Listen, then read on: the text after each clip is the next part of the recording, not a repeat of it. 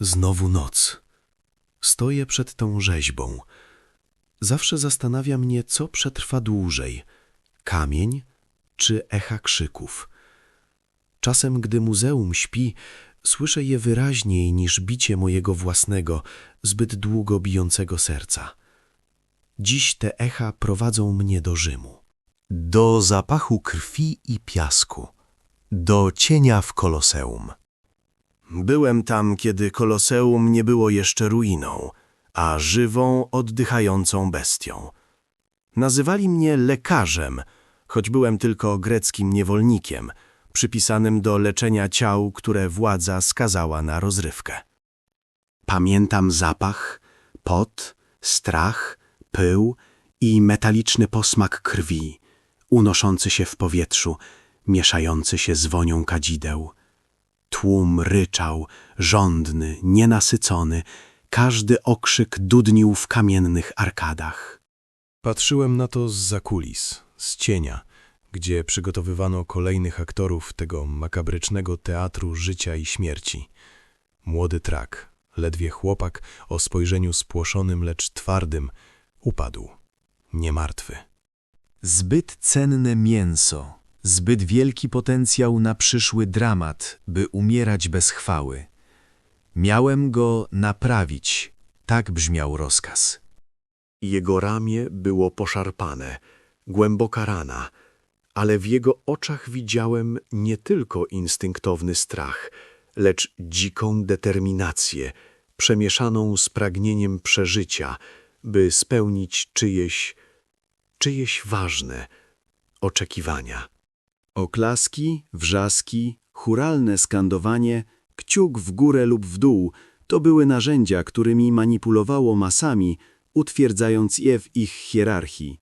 Była w tym perwersyjna piękność, surowa sztuka przetrwania, ale też głęboka pustka moralna. Władza karmiła się tym szałem, kontrolowała lud, dając mu chleb i krwawe widowiska.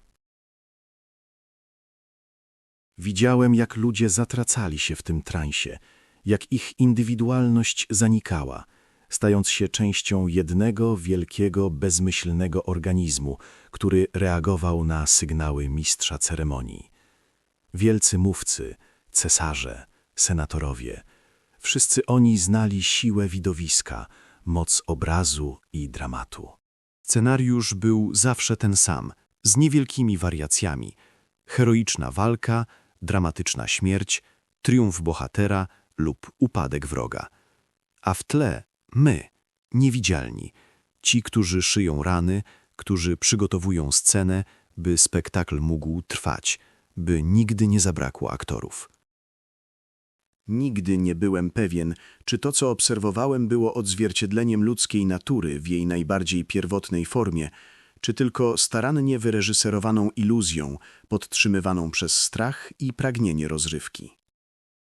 I patrzę na to wszystko dziś, w muzealnej ciszy, otoczony martwymi świadkami epok, oglądając relacje z telewizyjnych igrzysk na ekranach telefonów czy tabletów. Reality show, gdzie ludzie dobrowolnie oddają swoje życie na żer publiczności. Polityczne debaty zamienione w arenę, gdzie słowa są mieczami, a reputacja jest stawką. Celebryci, których życie jest otwartą księgą, wystawioną na osąd milionów, gotowych do kciuka w dół w mediach społecznościowych, do internetowego ukrzyżowania. Czy to nie jest to samo pragnienie? Ta sama pierwotna potrzeba karmienia się cudzym dramatem, cudzym upadkiem, cudzym triumfem? Widzę te same twarze w tłumie, te same emocje. Tylko ekrany są mniejsze, a piasek areny to teraz cyfrowy pył.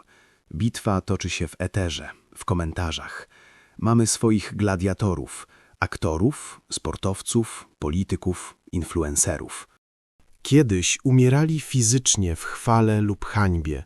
Dziś umierają publicznie, z każdym skandalem, z każdym nieudanym występem, z każdą nieprawdziwą plotką. Ich rany są inne, psychiczne, reputacyjne, ale krwawią tak samo, tylko niewidzialnie dla oka.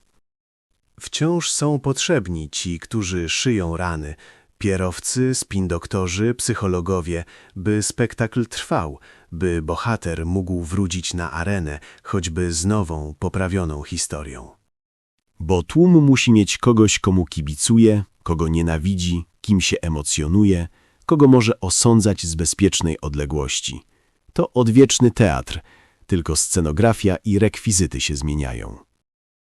A w tle zawsze jest Alex, obserwator, próbujący zrozumieć mechanizmy tej niekończącej się ludzkiej pantomimy, tych wiecznych igrzysk, które grają się w każdym stuleciu, pod różnymi nazwami. W Rzymie czułem zapach potu. Dziś czuję zapach kurzu na starych księgach, lecz esencja spektaklu pozostaje niezmienna i ten, kto patrzy, zawsze ma swoje miejsce w cieniu.